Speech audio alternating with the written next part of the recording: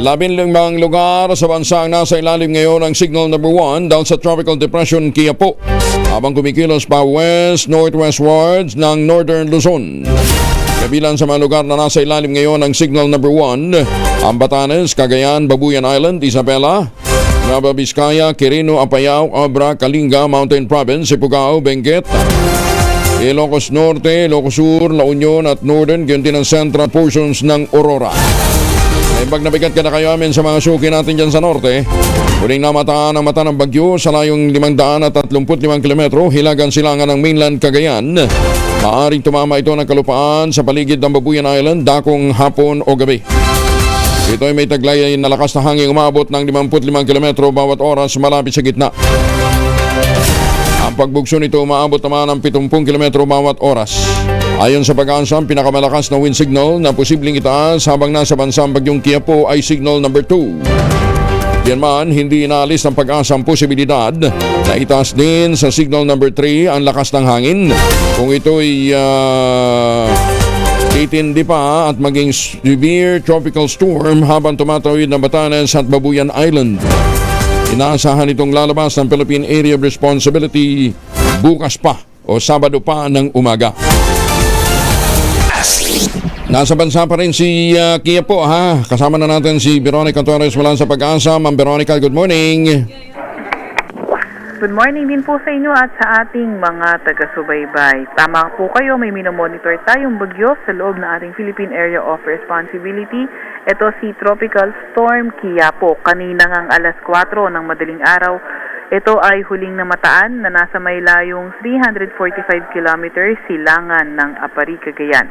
Nagtataglay ng lakas na hangin na 65 kilometers per hour malapit sa sentro at bugso na aabot sa 80 kilometers per hour.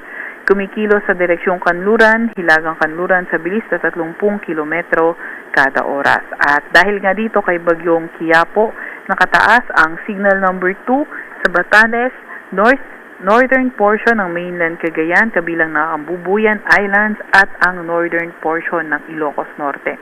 Signal number 1 sa nalalabing bahagi ng mainland Cagayan, Isabela, Nueva Vizcaya, Quirino, Apayao, Abra, Kalinga, Mountain Province, Ifugao, Benguet, nalalabing bahagi ng Ilocos Norte, Ilocos Sur, La Union, Northern at Central portions rin ng Aurora. Meron din naman tayong nilalabas na weather advisory updated na alas 5 ng madaling araw kung saan 100 hanggang 200 milimetro ng mga pag-ulan posible ngayong araw sa may Batanes, Cagayan, Apayao at Ilocos Norte.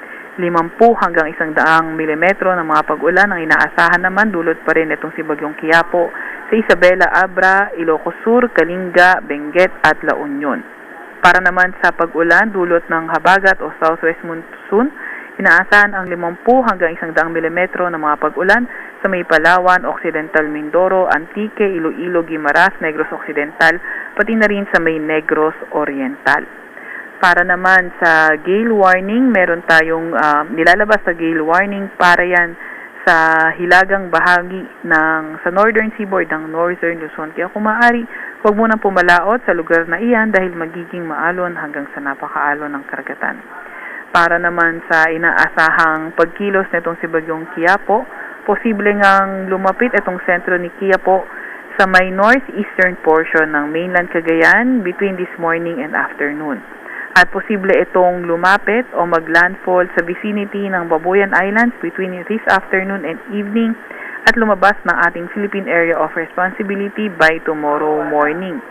So nakita nga natin na maulang panahon na inaasahan natin sa may Northern Luzon, so landfall man o hindi ay dapat nakapaghanda na yung mga kababayan natin sa mga lugar na iyan. Lagi din tayo makinig sa ating mga DRR officers. Sunod na bulletin, ilalabas na alas 8 ng umaga. At yun nga muna ang pinakahuli sa lagay na ating panahon. Yes po. Ma'am Veron, panggagaling ng Pilipinas, saan tumbok niya? Taiwan? So ngayon po, base sa ating forecast track, ay although posible sa may, hindi na kasi kasama yung Taiwan sa kanyang probability. So possible sa may south ng Taiwan, ito tumama. South ng Taiwan? Sa may karagatan south ng Taiwan. Pero hindi siya tutumbok ng Hindi tutumbukin yung Taiwan. Sa ngayon po, mababa po. Mababa. po yung Ayan. posibilidad. Kasi nagtatanong din yung mga kaibigan natin sa Taiwan dahil nung huling matindi din yung baha na kanilang naranasan. Ayan. Opo, pero gayon pa man, posible kasi yung kanyang trough o yung mga kaulapan na medyo malayo na sa kanya, posible Oo. pa rin namang tumama sa southern portion ng Taiwan, kaya ingat pa rin naman po tayo. Oo. As we speak, wala namang ulan dito sa Metro Manila, no? Sa ngayon, nakikita natin sa Metro Manila, maulang, makulimlim at Makulimlim. kalat-kalat na pag-ulan. Opo, Oo. pero hindi naman yung Sustained. natin nakita na yung mga sobrang, although possibly yung mga thunderstorm, pero kung may malakas na ulan, in a few hours lang po yun. Pwede Oo. mga 30 minutes to 1 hour and in severe cases, Pero, 3 hours. pero ngayon, wala pa.